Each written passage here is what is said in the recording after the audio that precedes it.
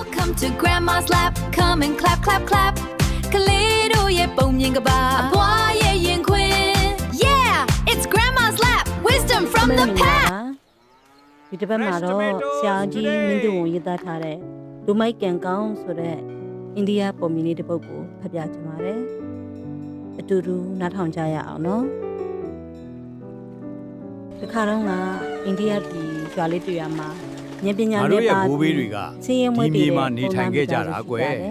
ကျွန်တော်လည်းသူတို့လိုပဲဖြစ်ချင်ပါတယ်အဖိုးများတော့တရားဝင်တရားထက်နဲ့လှည့်လေတောင်ရန်စားတော့ပြီးနေထိုင်ကြတယ်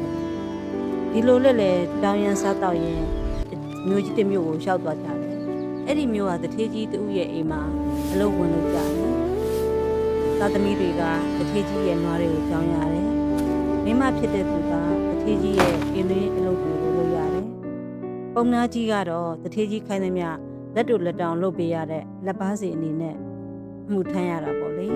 ဒီနေ့မှာတထေးကြီးရဲ့သမီးမင်္ဂလာပွဲကိုခန်းခန်းနာနာကျင်းပါတယ်အဲ့ဒီမင်္ဂလာပွဲကြီးမှာသူတို့သမီးတို့သားနှစ်ဦးနှစ်ဖက်ကဆွေမျိုးတွေအပေါင်းအသင်းတွေဝင်လိုက်ထွက်လိုက်စားလိုက်တောက်လိုက်နဲ့အင်မတန်မှပြောစရာကောင်းနေတာပေါ့တထေးကြီးကသူ့ကိုခေါ်ပြီးကျွေးလိုက်မယ်လို့မျှော်လင့်ပြီးပုံနာကြီးကအစားအစာတွေကိုတမက်စိမ့်နဲ့စောင့်မျှော်နေတယ်ဒါပေမဲ့ညတာမိုးချုပ်သွားတယ်ပုံနာကြီးမျှော်လင့်တယ်လို့ဖြစ်မလာဘူး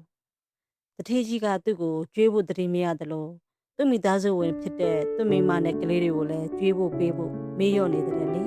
အဲ့ဒါနဲ့ညရောက်တော့သူ့မိမကိုပြောတယ်ရှင်မရဲ့ကျုပ်တို့ကညံလည်းမရှိပတ်စံလည်းမရှိတော့ဘသူကမှကျုပ်တို့ကိုလူရမသွင်းကြဘူးခိုင်းစရာရှိရင်တော့ခိုင်းကြပြီးပေးစရာရှိရင်ကျွေးစရာရှိရင်ကျွန်တော်ကျုပ်တို့ကိုမိထားကြတယ်ကျုပ်မှကြံတစ်ခုရှိတယ်ကျုပ်ကဘေးရင်ဟောတက်ခြင်းရောင်းဆောင်မယ်ဟုတ်ကဲ့ပါရှင်မကတထေးကြီးကိုကျုပ်ဘေးရင်ဟောတက်တယ်လို့ပြောပါဟုတ်ကဲ့ပါသူကဘေးရင်တွက်တက်တယ်လို့ပြောလိုက်ရင်လူတွေကယူသေးလာကြလိမ့်မယ်ဒါကြောင့်ကျုပ်ကဘေးရင်တက်ချင်အောင်ဆောင်မယ်ရှင်မကလည်းအခွင့်တာရင်တထေးကြီးကိုကျုပ်ဘေးရင်တွက်တက်ကြောင်းပြောပြလို့မှားထားလိုက်တယ်သူအဲ့ဒါလိုကြံထုတ်ပြီးတာနဲ့ပုံနာကအိမ်လေးတွေကနေတိတ်တိတ်ကလေးဖြတ်သွားတယ်ငင်လာဆောင်အိမ်ကလူတွေအိမ်မောကြလို့ငြိမ်းနေတာကိုသိရတော့မြင်းဆောင်လေးကိုဝင်ပြီးတထေးကြီးရဲ့တမန်သူတို့သားစီးလာတဲ့မြင်းကိုဖက်ထုတ်သွားတယ်အိမ်ရဲ့အတော်တော်ဝေးဝေးကိုလည်းရောက်ရောမြင်းကိုလူပွဲရတနေရာမှာအသာလေးကွက်ထားလိုက်တယ်မနေ့ရောက်တော့သူတို့သားရဲ့မြင်းပျောက်တယ်ဆိုပြီးနေရာနဲ့ရှားကြတာလဲဘလို့မှမတွေ့ကြဘူးမင်္ဂလာဦးချိန်မှာမြင်းပျောက်တယ်ဆိုတာနမိတ်မကောင်းဘူးဆိုပြီးတထေးကြီးလည်းစိတ်ညစ်တာပေါ့လေအဲ့ဒီအချိန်မှာအကွက်ကောင်းမယ်ဆိုပြီးပုံနာရဲ့မိမဖြစ်တဲ့သူကတထေးကြီးစီကိုရှောက်လာပြီးအရှင်တထေးကြီးကျွန်တော်မရဲ့ယောက်ျားဟာပေတင်သုံးပုံတက်ပါတယ်ပစ္စည်းပြဟောရမယ်ဆိုရင်လည်းပရမတန်းမှာပဲမိကြည့်ပါရှင်လို့ပြောလိုက်တဲ့တထေးကြီးကလည်းပုံနာကိုခေါ်ပြီးဟောခိုင်းတော့မြင်းကိုမြောက်ဘက်ခြုံွယ်မှာဝှက်ထားပါတာသွားရှာကြဟိ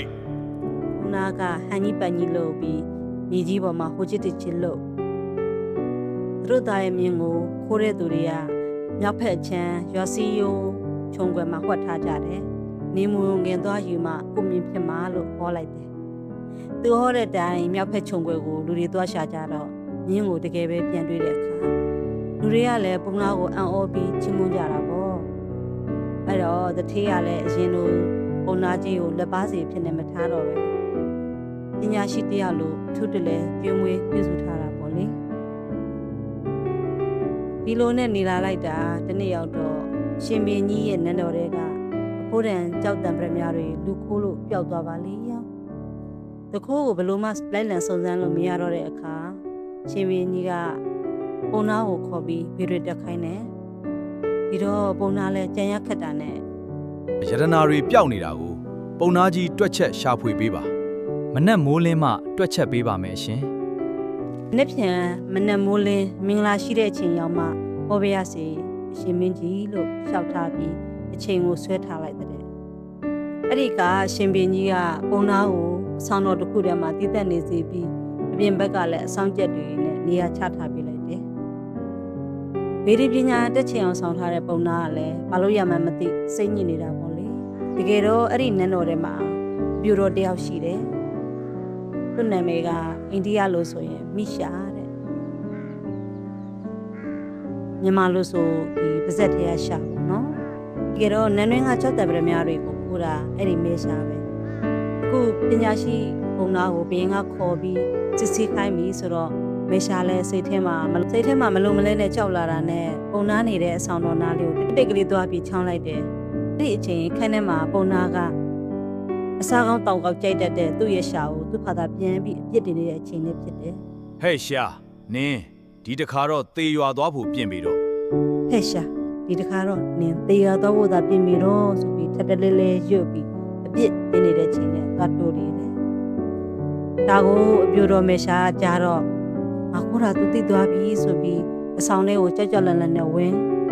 ရောက်တာနဲ့ပုံနာကြီးရဲ့ခြေထောက်ကိုဖက်ပြီးငိုယိုပြီးတော့ဝင်ခံတော့တာပေါ့ ကျွန်တော်မှခိုးတာမှန်ပါလားဥယျာဉ်တော်တွေကတလဲပင်အောက်မှာမြုပ်ထားပါလေတပည့်တော်ကိုခွင့်လွတ်ပါ ငါကအ ပုံ ကုန် နာ သိ ကြီး ပြီ က သား ကြောက်တံပရမတွေကိုကျွန်တော်မျိုးမခုမိတာမှန်ပါတယ်ဥယျာဉ်တော်တွေကသလဲပင်အောက်မှာမြုပ်ထားပါတယ်ရှင်လို့အမှန်တိုင်းအကုန်ဖွင့်ပြလိုက်ပါလိမ့်ပုံနာလည်းဟန်တလုံးဘက်တလုံးနဲ့အကုန်တိအကုန်တက်တဲ့ပုံစံရောင်ဆောင်ပြီးအပြစ်ကနေလွတ်ပေးလိုက်တယ်ဘင်းကြီးစီကဆွလက်တွေလည်းအများကြီးရပြီးနာမည်ကြီးသွားတာပေါ့ဒါပေမဲ့သူ့စိတ်ထဲမှာတော့တိတ်တိတ်ကလေးကြည့်ပြီးတော့ကြောက်နေတယ်လေဒီတစ်ခါတော့ကောင်းထောက်မှလုံးကလွတ်သွားပြီနောက်တစ်ခါဆိုရင်တော့မလွယ်တော့ဘူးရှင်ပင်ကြီးမှာပညာရှိအမတ်ကြီးတစ်ပါးရှိတယ်အမတ်ကြီးကပုံနာကိုမယုံဘူးဖြစ်နေတယ်ရှင်မင်းကြီးဒီပုံနာဟာဘေရင်သုံးပုံတက်တယ်ဆိုပေမဲ့ဘေရင်ကျန်းတွေကိုရွတ်ဖက်လစ်လာတာလည်းမတွေ့ရဘူးဟန်ဆောင်ပြီးလင်းနေလှည့်ဖျားနေတယ်ထင်ပါတယ်စုံစမ်းကြည့်ရင်တင့်တော်ပါမယ်လို့ရှောက်လိုက်တဲ့ပြီးတော့ရှင်ဘင်းကအောက်တော်ကြီးကောင်းတစ်ခုထဲမှာဖားတဲ့ကောင်ထက်ဖုံးပိတ်ပြီးပုံနာကိုစမ်းတက်တယ်ကဲပုံနာကြီး ကဲပုံနာကြီးဒီတကောင်းထဲမှာဘာရှိတယ်ဆိုတာကိုဟောနိုင်ရင်စုလများစွာ ဒီတကောင်းထဲမှာဘာရှိတယ်ဆိုတာကိုဟောနိုင်ရင်ဆုလက်အများကြီးပေးတရားတော်မူမယ်လို့ပြောလိုက်တယ်ဒီတကောင်းထဲမှာရှိမှမသိတဲ့ပုံနာလဲလိန်ပေါ်တော့မယ်ဆိုပြီးထိတ်လန့်ကြောက်ရွံ့လာတယ်အဲ့ဒီချိန်ဘာမှညံမသိပဲငငယ်ကသူ့အဖေခေါ်ခဲ့တဲ့သူ့ရဲ့ငယ်နာမည်မရွှေဖားဆိုတာကိုသိရသွားပြီ တကောင်းထဲကတောက်တော်ကြီးစိတ်စိတ်အေးပါပဲအေးပေတော့လဲငရွှေဖားပူပင်တော့က ကောင်း များ လေးကတောက်တော်ရေးစိတ်စိတ်အေးပါပြီအေးပေတော်လဲငရွှေဖားပူပင်တော့ကများ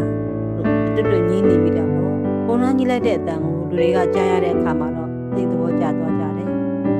ပုံနှမ်းကြီးဘီရင်သိမ့်မှန်တာပဲလို့ဝိုင်းပြီးအော်ဟစ်ချီးကျူးကြတော့ပေါ့ ပုံနနာကြီးကိုဒီစုတွေချီးမြှင့်တယ်